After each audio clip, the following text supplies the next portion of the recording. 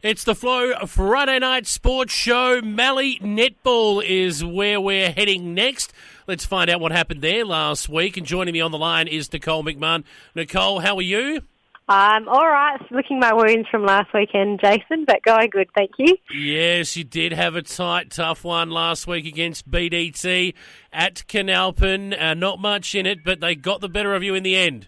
Yeah, they did. I think they actually scored the first 4 goals of the game, and from them they just kept the lead. And Lamoureux, we actually had a really good game. We had plenty of opportunities. It was just one of those games where if it was a football match, you'd say the ball kept bouncing the wrong way.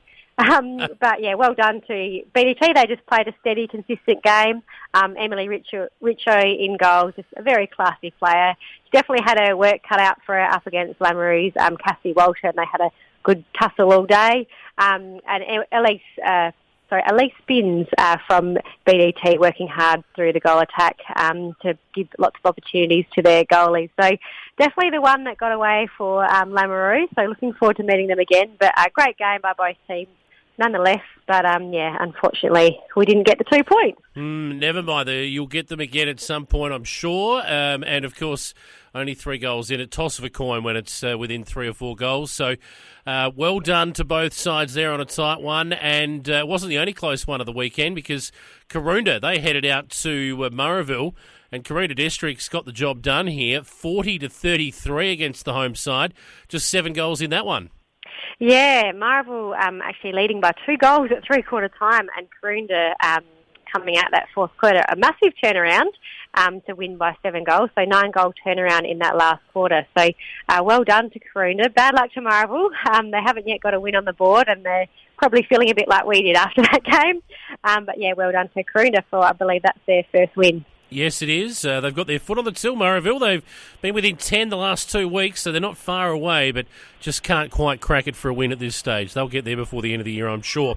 The last match of the round was Pinaroo, who are, they're flying at the moment. 69 over Pekin District's 45. Very high-scoring game, this one, compared to the other 2. Yeah, it was, and I wasn't expecting such a blowout of a score. 24 goals, that margin. So Coach Tash Venning from Pinaroo, really happy with her girls' game. Felt they really played like a team, clicking really well and playing an absolute ripper. Kelly Maynard in at wing defence, putting some great pressure through the court, and also Beck Najolke shooting really well in at goal shooter there. Peak, a few silly unforced errors, so I think, they know they've got room for improvement. So bad luck to Peak, but well done to Pinaroo for that great win. Yes, indeed. So if we have a look at the ladder now, and bearing in mind we are only 3 matches in, but it's starting to take sort of shape, and I think we've got Pinaroo at the top there. Lamoureux, you guys are hot on their heels, but it's a pretty tight ladder at this stage. Yeah, it is, and I think this next round of games will probably really start to see that ladder take some more shape. All right, and we will come back to that in the future, but let's have a look at some upcoming games for this weekend, and there's some beauties lined up too. I'm looking forward to the game at Karoonda. It'll be Karoonda Districts taking on Pekin District, and there won't be much in this one. Yeah, and I think this is one of the really vital games. I think it will be the, I believe, 4th versus 5th team possibly. Yep.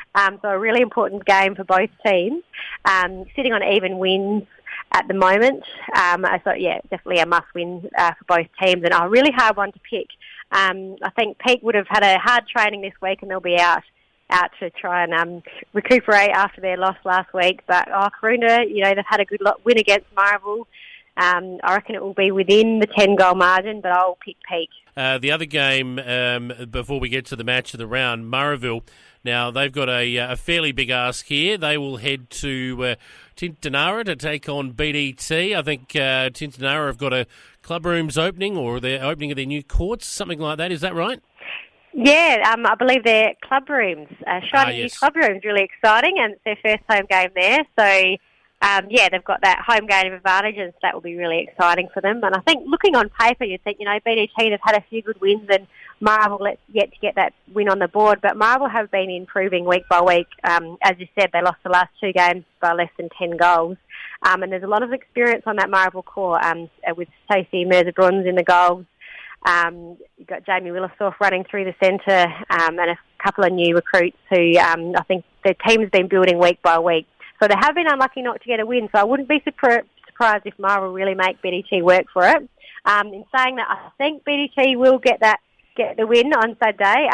They do, though, have Erin Tompkins out. She had a injury on last Saturday, but hopefully only a few weeks. So I'll pick BDT, but I reckon within that 10-goal margin as well. Okay. And the last match of the round is the Roo-Off at Lameroo. Pinaroo come to town. The Super Roos looking to take on Lameroo, and your girls will be smarting after last week. Oh, this will be a beauty. Yeah, it should be a beauty. Arch rivals Lameroo and Pinaroo. Lameroo, yeah, most definitely out to prove themselves. I think it will definitely be the game of the round. Some great matchups. Taylor Dabner and Cassie Walter, most definitely two to watch. That will be a good hustle throughout the game, no doubt. Pinaroo, I know do have Tash Venning out, resting a sore back, but they've got a lot of very able juniors. I think will be coming up to fill her position. She's now married, Steph Heineke, I believe. Yep. Up against Katrina Bell in the goal ring. That will also be a really good matchup. Really keen to see some of Pinaroo's juniors. Emmy Till, I know, in goalkeeper for them. She's been doing some great things. So sure to be a great game. I'm, of course, going to pick Lameroo. Home ground advantage. Yes. So really hoping we can get that win and cause an upset to that top position Pinaroo. Yes, indeed. I tell you what, if you do, then you'll have the top three sides all basically tied on the same amount of points. And gee whiz, I think it's we've got almost two divisions in Mallee Netball at the moment, the top three and the bottom three. They're all fighting it out, and who knows, there might be a member of that bottom three that might just sneak up and start challenging you top three sides by the end of the year. Yeah, no, I wouldn't be surprised. It has happened before. And also quite often it's the third or fourth that comes through and wins a premiership. So most definitely no one's safe. Exactly right. Well, it should be a cracking round of matches in Mallee Netball again. Nicole, all the best to you and your Lameroo girls and to everyone taking the court this week in Mallee Netball. Look forward to chatting to you next week about the results. Thanks, Jason.